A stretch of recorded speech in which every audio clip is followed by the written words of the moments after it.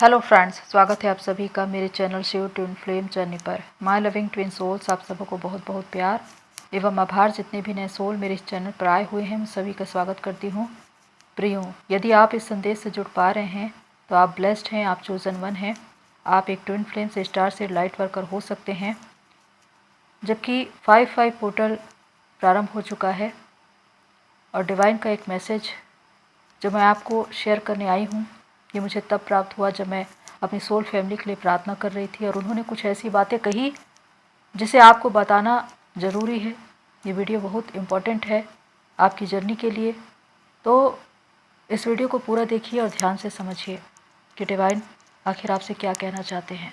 Divine के message के साथ कुछ विज़न मुझे मिले प्रियो, और उसी के आधार पर मैंने ये वीडियो बनाए हैं अपने चोजन वन के लिए, उन सभी चुने हुए लोगों के लिए जो किसी न किसी उद्देश्य से इस धरती पर आए हैं। मैंने देखा कुछ ऐसे दृश्य, एक आर्टिस्ट एक मंच पर आता है, पर्दा खुलता है, वो परफॉर्म करता है और जैसे ही उसका परफॉर्मेंस पूरा होता है, पर्दा गिरता है और खेल खत्म। यहाँ से मुझे एक बात पता चली, एक विचार मन में आया और जैसे कोई मुझसे कह रहा था कि इस दुनिया में हर एक इंसान एक परफॉर्मर ही है और दुनिया के इस मंच में वो परफॉर्म करने आए हैं, अपने रोल को पूरा करने आया है। उसका रोल चाहे कैसा भी हो, चाहे वो कोई आर्टिस्ट हो, प्लेयर हो, योगी हो, दुनिया का कोई भी इंसान, हर इंसान अपने अपने क्षेत्र में अपने रोल को पूरा करेगा और जैसे ही उसका काम खत्म होगा, पर्दा गिरेगा और उसका समय पूरा हो जाएगा। यानी कि जिस काम के लिए वो इस धरती पर आया था वो पूरा हो जाएगा। डिवाइन का वो मैसेज वचन के माध्यम से जो आपके लिए मुझे मिला, जो लिया गया है हॉली बाइबल, उसके ओल्ड टेस्टामेंट की बुक यशायाह अध्याय 40 के 8 पद में लिखा है, घास तो सूख जाती और फूल मुरझा जाता है, परंतु हमारे परमेश्वर का वचन सदैव अटल रहेगा। इस वचन का तात्पर्य क्या है प्रियो?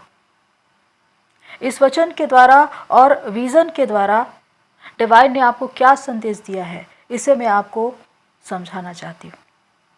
इस वचन का तात्पर्य यह है कि घास सूख जाती है, फूल मुरझा जाते हैं, परंतु परमेश्वर का वचन सदैव अटल रहता है, स्थायी रहता है, क्योंकि वो शाश्वत है, चिर स्थायी है। क्योंकि जो परमेश्वर का वचन है, जो शब्द है, वही सामर्थ है। वचन ही परमेश्वर है। Words have power. और परमेश्वर ने अपने नाम से भी ज़्यादा अपने वचन को महत्व दिया है। तो जब ये कहा जाता है कि घास सूख जाती है, फूल मुरझा जाते हैं, यानी कि दुनिया का हर एक वस्तु नाशवान है, मनुष्य भी नाशवान है, चाहे कोई वस्तु हो या कोई मनुष्य, एक समय के बाद वो खत्म हो जाएगा। मनुष्य मिट्टी से बना है और मिट्टी में ही मिल जाएगा, यही यथार्थ सत्य है।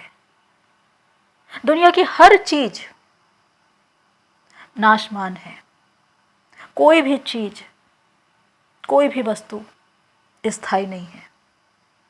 और मनुष्य इस दुनिया में रहकर चाहे कितना कुछ भी प्राप्त कर ले, धन संपत्ति, बैंक बैलेंस, लेकिन एक सुई भी अपने साथ वो वहां नहीं ले जा सकता जहां उसे जाना है।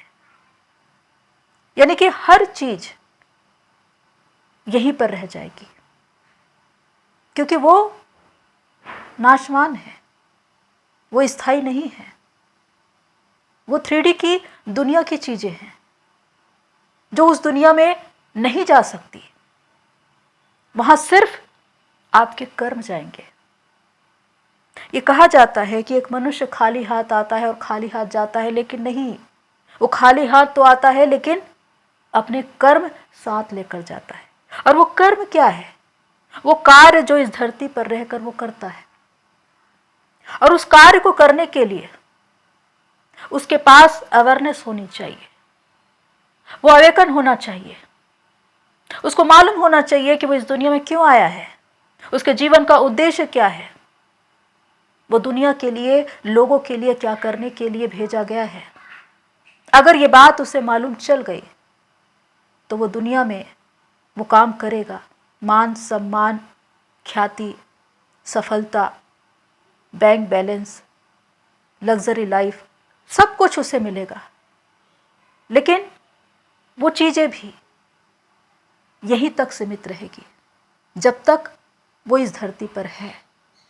और जैसे ही उसका काम खत्म होगा, वो समय पूरा होगा, उस दुनिया के लिए जब वो रवाना होगा तो उसके हाथ में सिर्फ उसके कर्म रह जाएंगे जो उसने दूसरों के लिए किए होंगे, जो भलाई के होंगे, जिसके द्वारा दूसरों का मार्गदर्शन हुआ होगा, जो जागृत हुआ होगा, दूसरे अपने उद्देश्य से जुड़े होंगे, जो अंधकार से प्रकाश की ओर चले होंगे। यही कर्म आपके साथ जाते हैं और दुनिया की कोई चीज आपके साथ, दुनिया का हर एक इंसान परफॉर्म करने आया है, अपना रोल अदा करने आया है। लेकिन यहां पर बात चल रही है चोजन वन की कि आखिर वो कौन सा रोल प्ले करने आया है। उसके लिए उसे पता भी होना चाहिए कि उसका रोल क्या है, उसे कौन सा काम करके जाना है।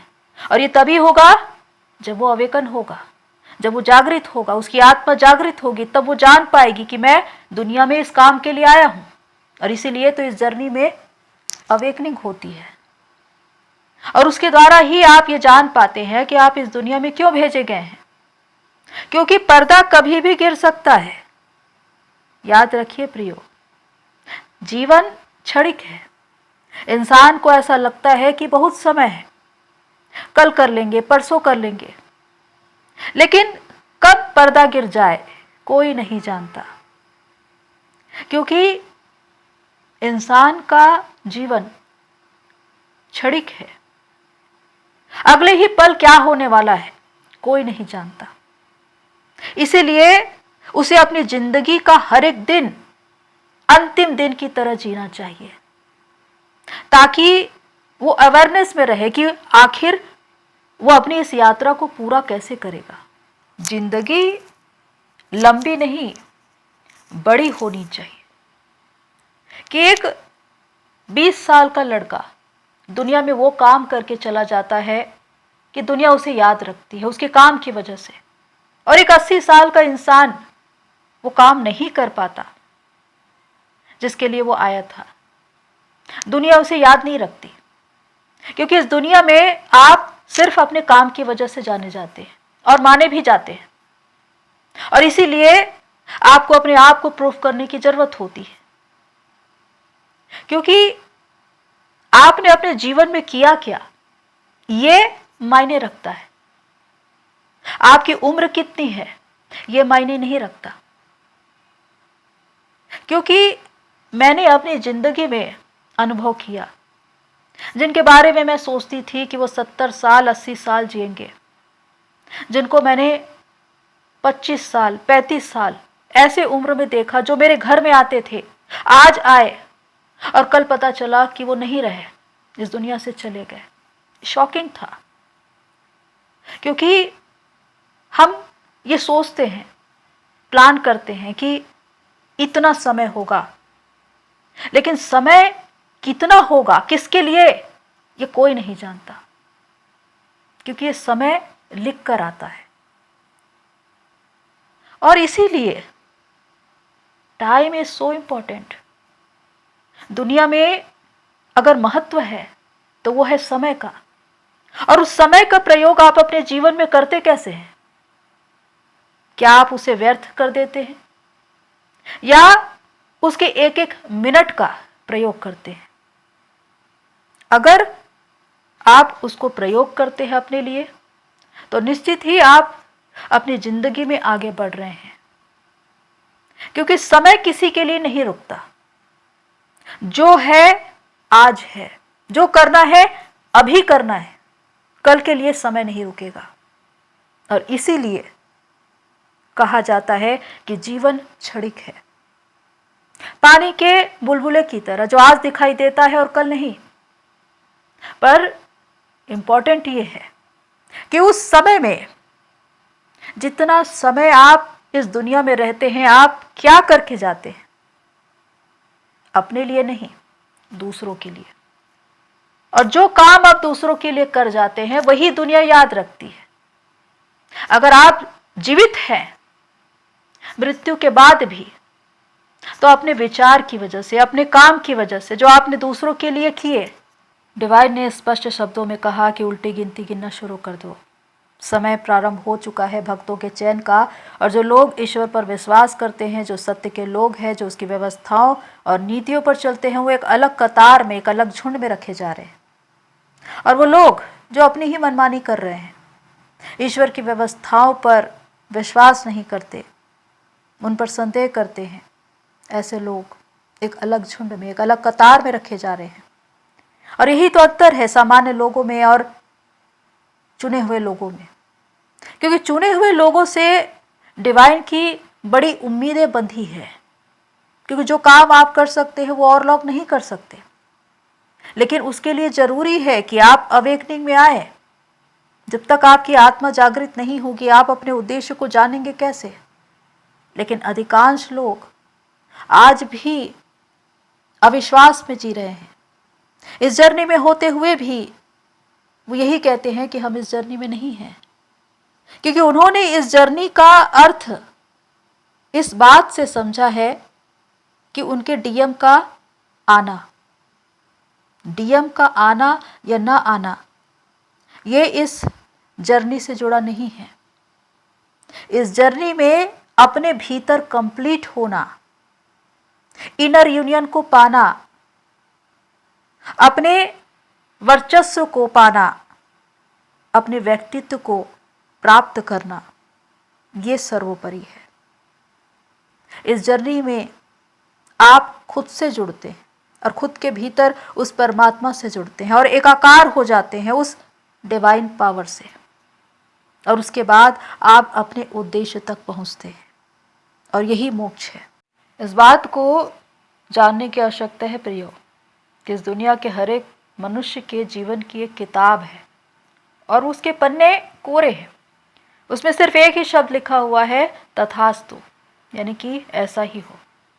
और ये डिवाइन की ओर से एक आशीर्वाद है कि जैसा तुम चाहो वैसा ही हो, जैसा तुम लिखवा लो। तो आप लिखते क्या है? जो कुछ आप अपने कर्म के अनुसार अच्छा या बुरा कार्य करते हैं वही उसमें लिखा जाता है, और वही प्रतिफल के रूप में आपको मिलता है। क्या अच्छा क्या बुरा, तो आप ही तो अपने भाग्य के निर्माता है। जो कुछ आपकी सोच है, विचार है, आपके निर्णय है, वही आपके कार्य बनते हैं, और उसी कार्य के आधार पर आपका भाग्य बनता है। तो आप अपने कार्यों से अपने भाग्य को बनाते हैं। प्रियो, इस दुनिया में एक मनुष्य का जीवन कितने समय काल तक है ये मायने नहीं रखता, बल्कि मायने ये रखता है कि उसने उस जीवन काल में किया क्या, उसने कितनी सफलता अर्जित की।